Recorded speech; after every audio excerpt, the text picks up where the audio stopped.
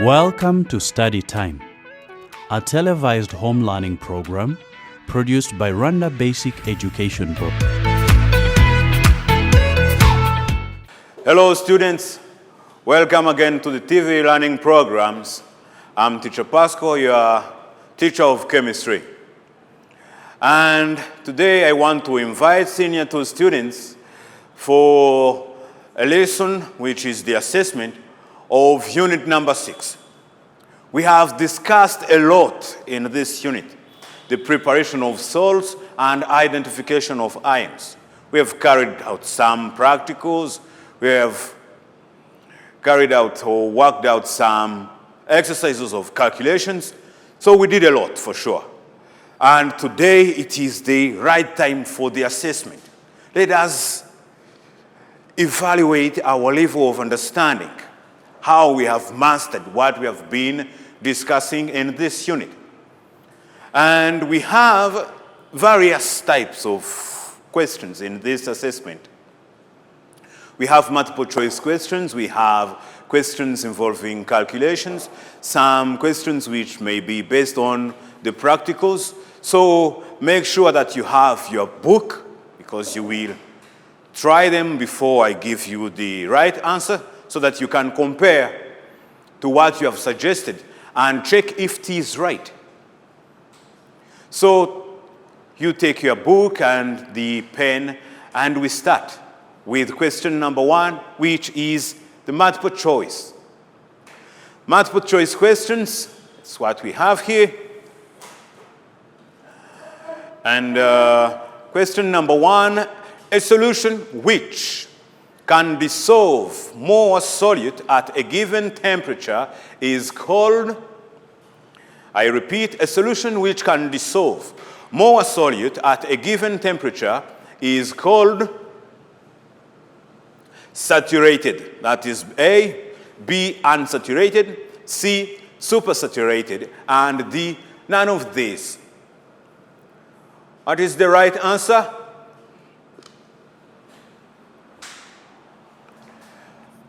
Multiple choice questions. Question number 1. And as we always do it, I would suggest that if you want to keep these questions, you can use your phone and take pictures. But if you don't take the pictures, or if you don't get that phone to take the picture, you can go on the Rwanda Education Board website and download a book of chemistry for Senior 2 students. You will find these exercises at the end of this unit number 6. So let us choose the right answer. A solution which can dissolve more solute at a given temperature, we have seen that it is an unsaturated solution. If at a given temperature, a solution can dissolve more solute, then it is because it is unsaturated. So the right answer is B. Number 2, choose the correct statement. With increase in temperature, the saturated solution becomes unsaturated. B, the quantity of solute dissolved in a certain quantity of solvent denotes the concentration of solution. The quantity of solute dissolved in a certain quantity of solvent denotes the concentration of a solution. C, both A and B. And D, none of this. Think about it. What do you think will be the right answer? A, B, C, or D? So the right answer is C. When temperature increases, a solution which was saturated can dissolve more solute. And we know that a solution which can dissolve more solute, it is a solution which is unsaturated. So the solution By increasing temperature, it becomes unsaturated even if it was saturated before. So A is right. And what about B? The quantity of solute dissolved in a certain quantity of solvent denotes the concentration of the solution.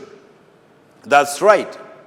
Concentration of solution means what? Means the amount of solute dissolved in a given volume of a quantity of a solvent. So it is right, the concentration of a solution. So the right answer is C, because both A and B are correct. So the right answer is C. And we go to number 3. Which of these is a dilute solution? Which of these is a dilute solution? A teaspoon of sugar in 200 milliliters of water. 3 teaspoons of sugar in 200 milliliters of water. Both A and B. Neither A nor B. Think about it. Which one of those statements is right?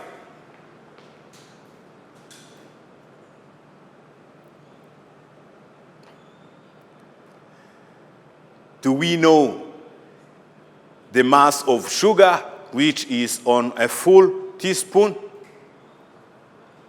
We don't know that.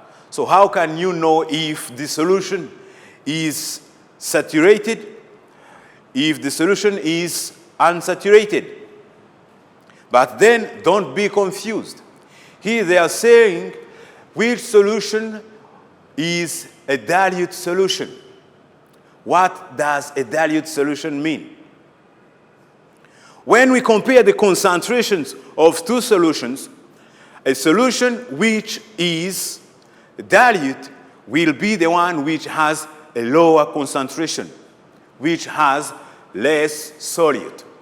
So when a solution has less solute than the other, we say that it is dilute. We explained this in the previous lessons. So a dilute solution here is the one which contains less sugar. And which one is that?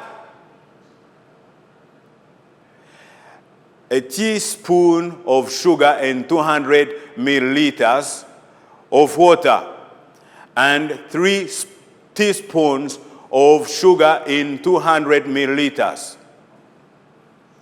So when we have 3, the solution will be more concentrated than the one which contains 1.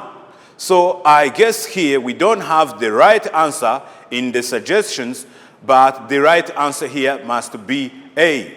So the right answer for 3 is A. And we go to number 4. Number 4, the temperature at which reversal of solubility occurs is called critical temperature, transition temperature. Both A and B. None of this. And what do we call reversal of solubility? Reversal of solubility. Do you remember what it means? When the precipitate starts to form.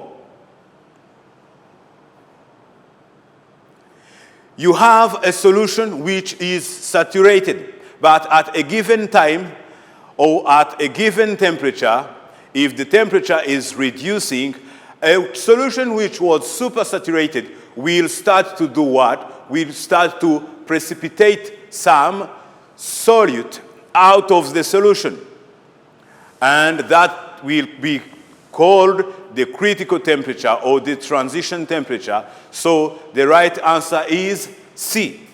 For question number 4, the right answer is C. Next slide. We have questions 5, 6, and 7. So these questions, which of the following is correct? Solubility, which is equal to weight of solvent over weight of solute times 100, and B, solubility, which is equal to the weight of solute over weight of solvent times 100, or weight of solvent over 100, which is equal to weight of solute over solubility, and D, both B and C, you will choose the right answer. Which is correct in the statements we have here, or in the formula we have here. And as we will do for other exercises, other types of the exercises we'll do, today I will not give you a homework. So we will be leaving some questions you will try as a homework. So the 3 questions we have here will be done as a homework. 5, 6, and 7.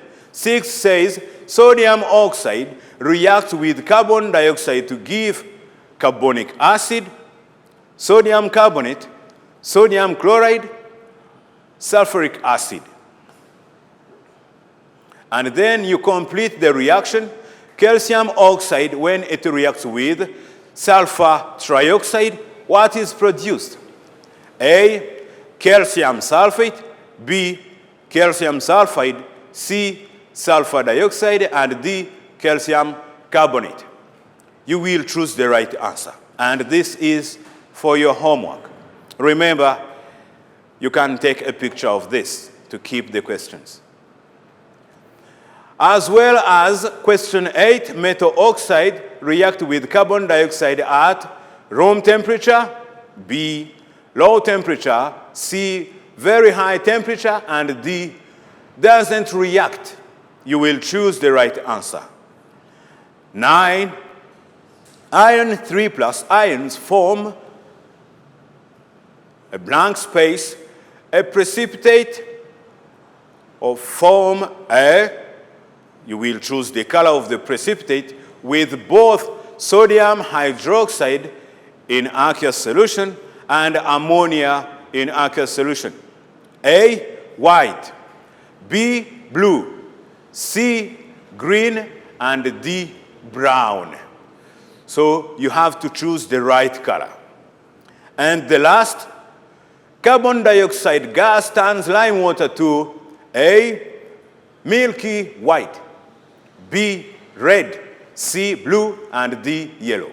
You will choose the right color. Good. Now let's go to the next type of our questions, the open-ended questions.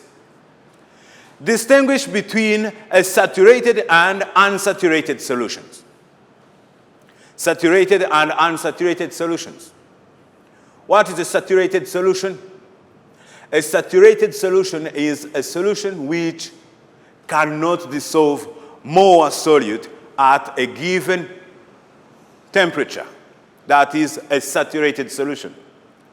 While unsaturated solution, it is that one which can dissolve more solute at a given temperature. Remember, we always have to be specific with temperature, because when you change temperature, you also change the solubility. Number 2, how can you prepare a supersaturated solution? How can we prepare a supersaturated solution? So you have to do what? Let us say we start with a saturated solution, or any solution, but which is not supersaturated. So you have to add more solute, so as to make it a saturated solution. And once it is saturated, in that case you have to increase temperature. Remember, when you increase temperature, you can dissolve more solute. So when you dissolve more solute, a solution dissolves more than what it can normally dissolve, then we say that it is a supersaturated solution.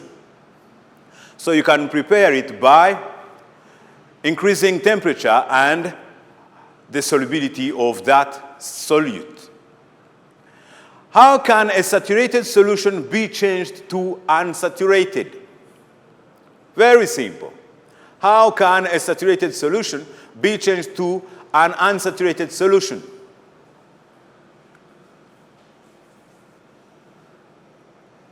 Very simple. As I said, you just increase temperature, because we know that when you increase temperature, then the solution can dissolve more solute. So the questions are very simple somehow.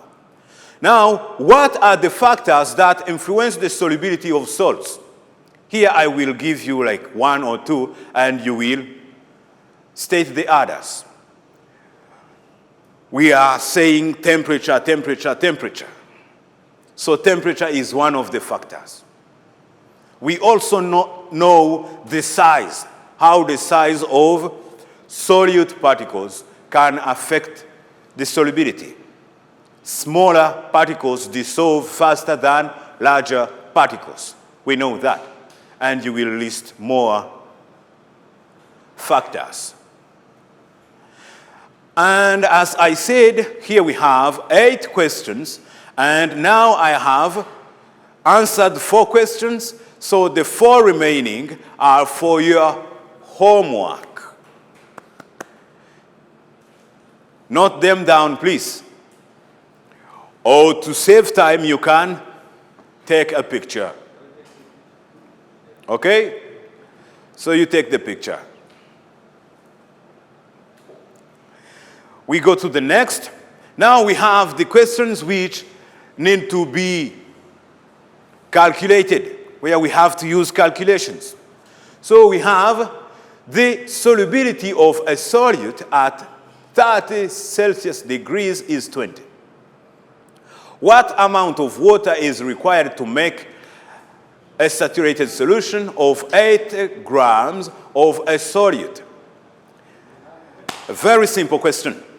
Try it, please. Take your book and your pen and try it. And the hint here is, what is the mass of solvent we consider when defining a saturated solution? The solubility of a saturated solution. You always have to remember the mass of the solvent we use to define solubility.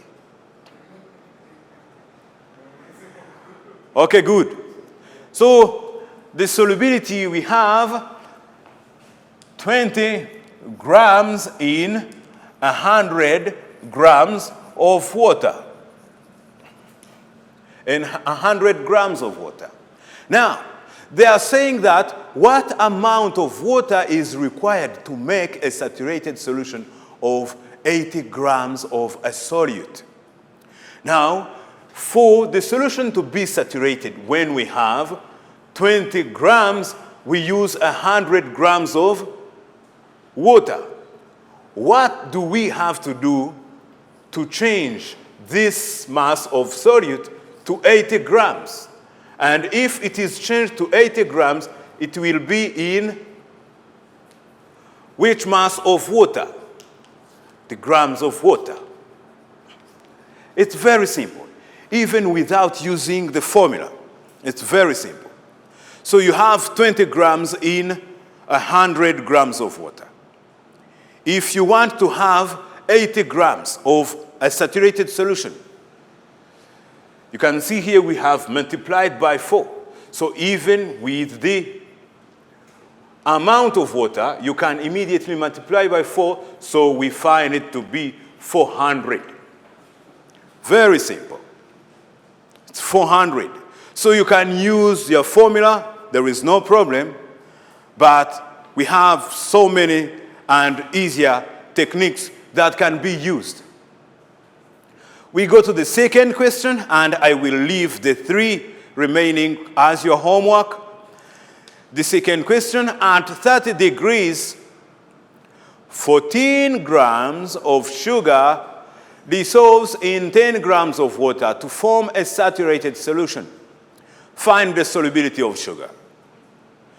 Do you remember the formula of solubility? Solubility. Solubility is given as mass of solute over mass of solvent times what? Times what? Times 100, yes. Times 100, so to find the solubility, we use the same formula, and we will find it to be, we have 14 grams of sugar. That is the solute. So we have 14. And it is in 10 grams of water.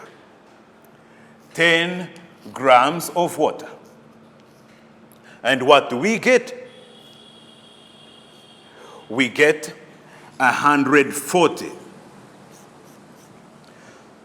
So it is 140 at 30 degrees.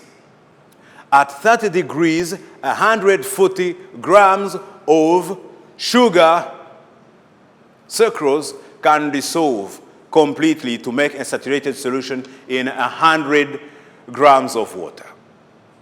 Okay? Good. Now, let us try the practical-based questions. Here we have question number 3, question number 4, and question number 5. You will try them as your homework.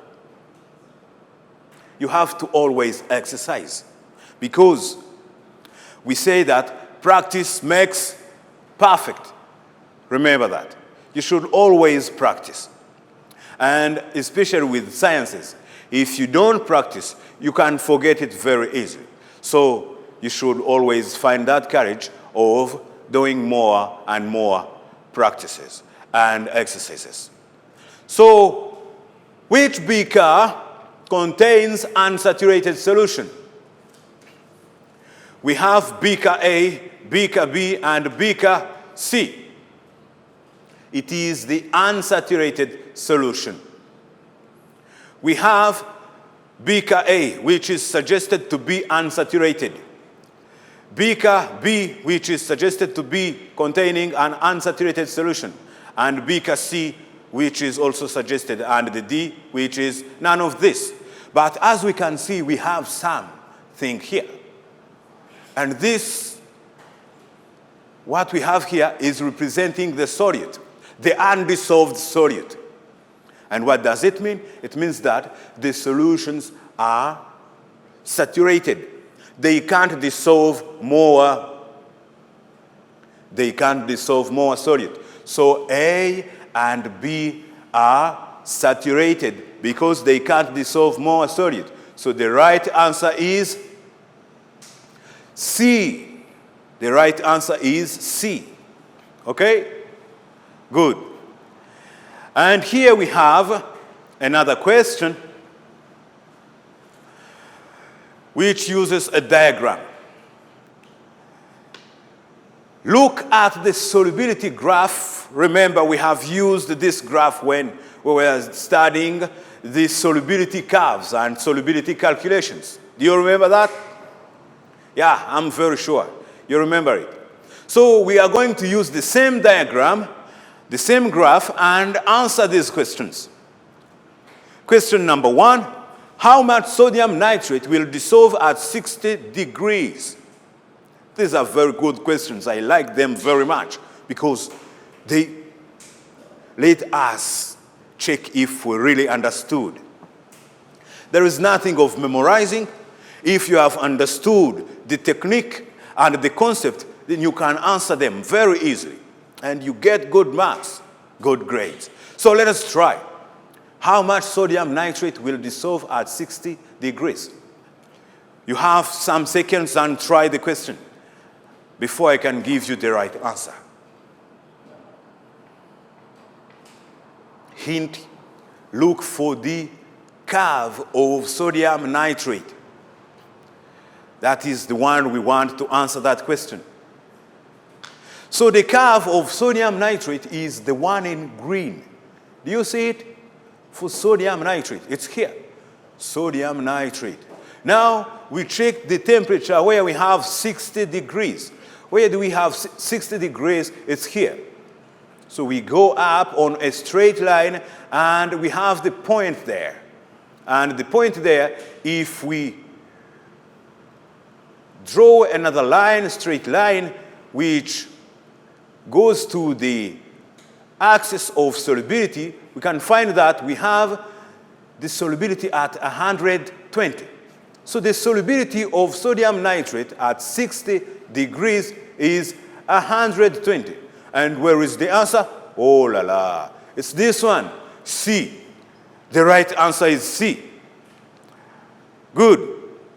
The right answer is C. We go to sub-question B. Which solute is the most soluble at 80 degrees? Now we have to find the graph or the curve which has the highest solubility, the highest point on the graph at 80 degrees. Most soluble at 80 degrees. Which one is that? Where is 80 degrees? 80 degrees is here.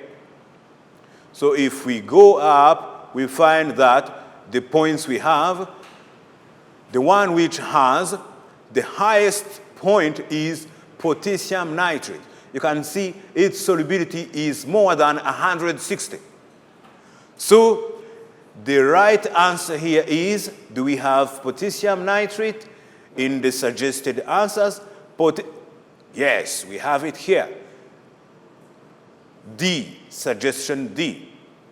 So the substance which is most soluble at 80 degrees is potassium nitrate. Potassium nitrate. And here, using the same graph, let me go back. If you didn't take the picture, a photo of this graph, you can take it, but I'm very sure you have it because we have used it previously. So here we have a set of 2 questions you will try about that graph. Which solute is the least soluble at 10 Celsius degrees? A, potassium nitrate, sodium chloride, B, C, sodium sulfate, and D, sodium nitrate. And for the other question, 140 grams of solute is dissolved at 80 degrees.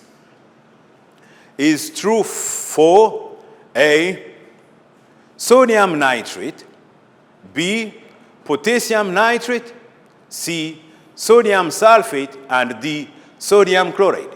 So you will choose the right answer. This is the end of our lesson, the assessment. This is the end of unit number 6, and I hope to see you next time, starting unit number 7. Thank you very much for your attention and for your participation. See you next time.